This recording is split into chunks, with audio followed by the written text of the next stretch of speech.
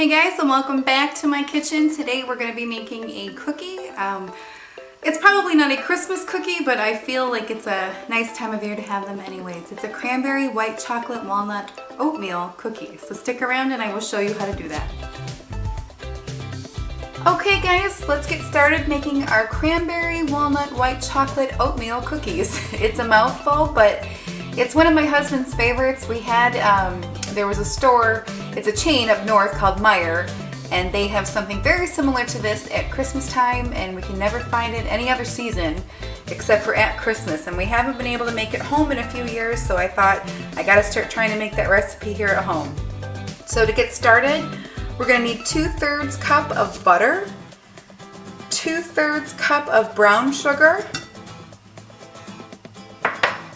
and we're going to beat that together until it's smooth.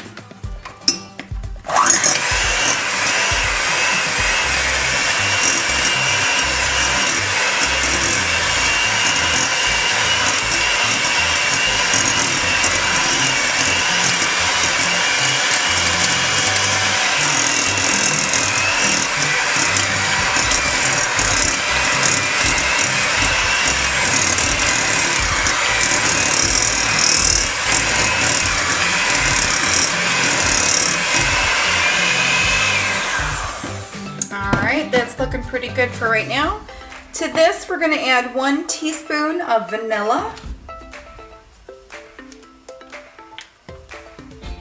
I don't ever pre-measure my vanilla. I did it once and it dried out on me. And vanilla is too expensive and too tasty to waste like that, so I pour it right as I'm using it. We're also going to add 2 eggs.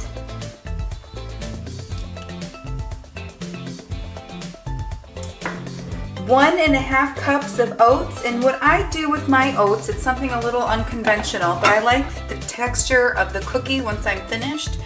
I chop up my oats in my baby food processor. I think you can get these for about $10 at Walmart.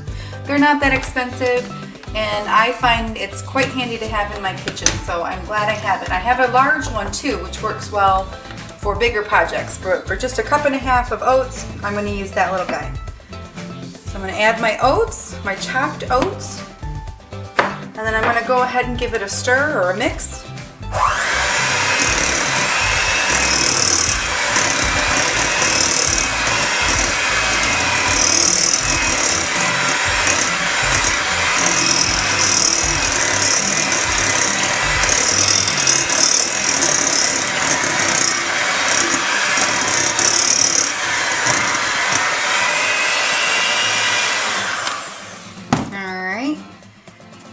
From there, I'm going to add 1½ cups of flour.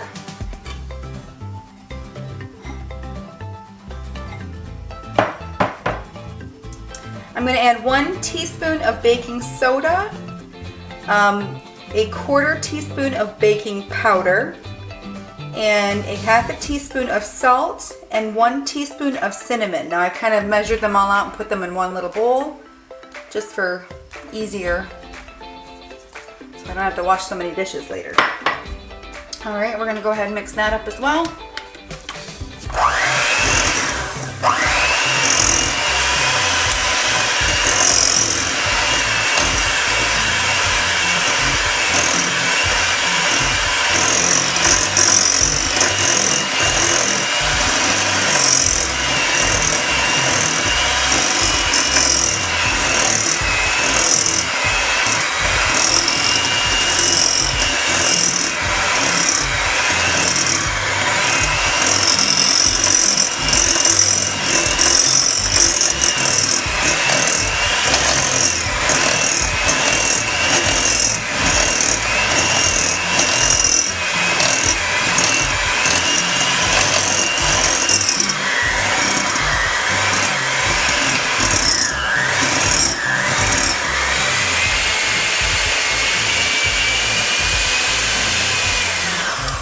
Towards the end there, the dough gets pretty tough.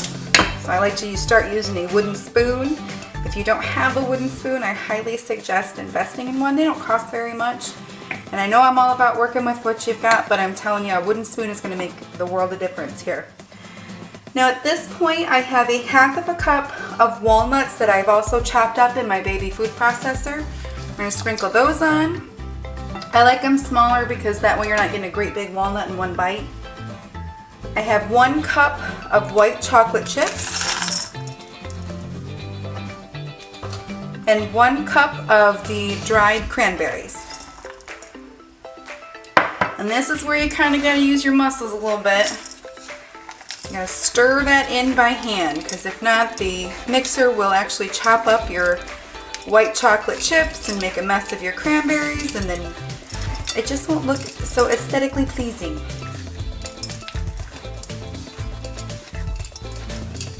I find kind of squishing it in and kind of just twisting your spoon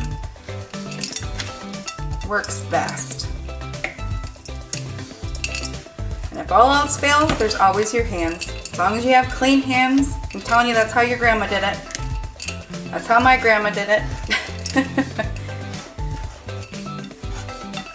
That's elbow grease. Alright. We're looking pretty well combined. This is quite a dense cookie. It's delicious, but it's dense. But chopping up those oats before I put them in is going to help with that a little bit. I think it makes a softer cookie. Alright. Alright, I'm going to bring you back for the next step.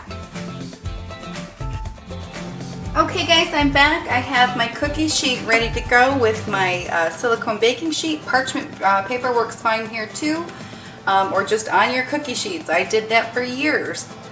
My oven is preheated to 350 degrees, and now I'm just going to take my cookie scoop and my cookie dough and just kind of, this is more for consistency, but I'm just going to take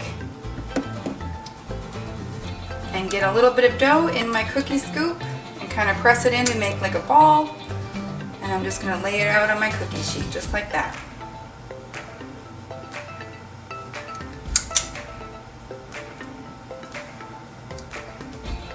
My dad likes oatmeal cookies too.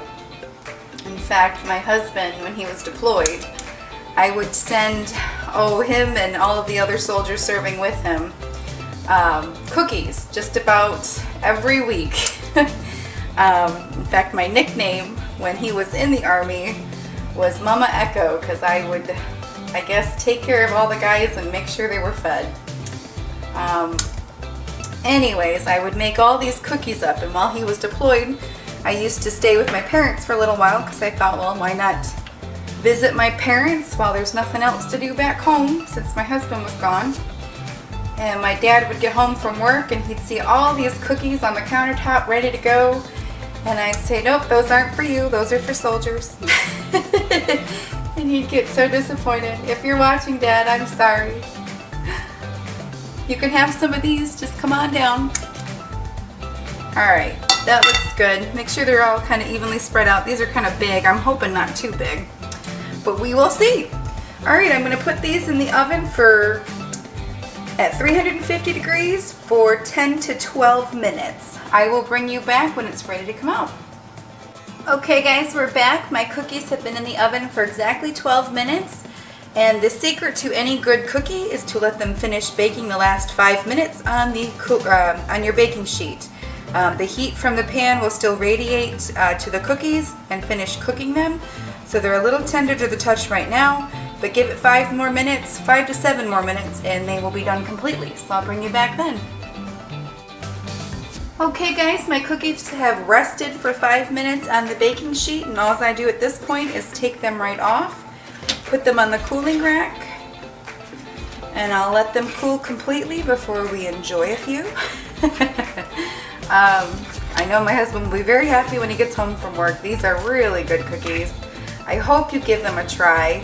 And if you like today's video, please feel free to give me a thumbs up. And if you haven't already, I'd love for you to hit that subscribe button. I'd love to have you here on my channel, part of the family, and so you don't miss out on any good recipes. I know in the new year I'd like to try a few new things, so I'd love to have you for that and join me.